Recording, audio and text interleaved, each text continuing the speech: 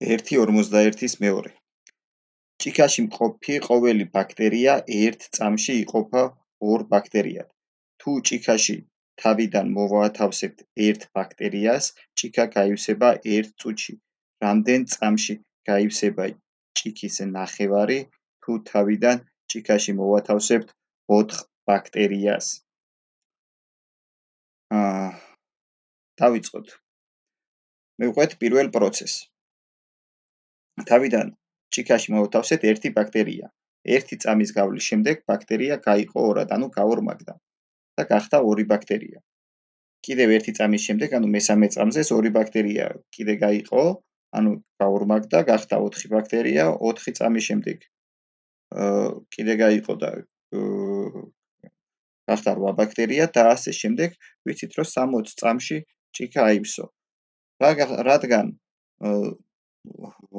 ყოველი ბაქტერია ორმაგდება 60 წამის წინ, ანუ წინა წამზე, 59 წამზე უნდა იყოს ნახევრად სავსე. იმიტომ რომ მე-60 წამზე ზუსტად აივსება. ანუ პირველ შემთხვევაში 59 წამი დაჭირდებოდა ნახევრად ავსებას. ახლა მივყვეთ მეორე შემთხვევას.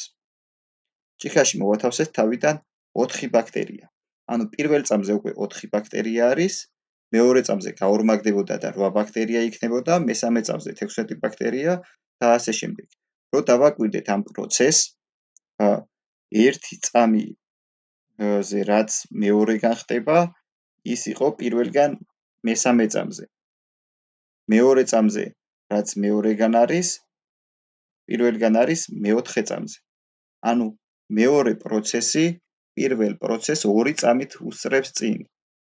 ანუ აივსებოდა პირველი 60 წამზე, მეორე 2 წამით გაუსწრებდა წინ და 58 წამში აივსებოდა.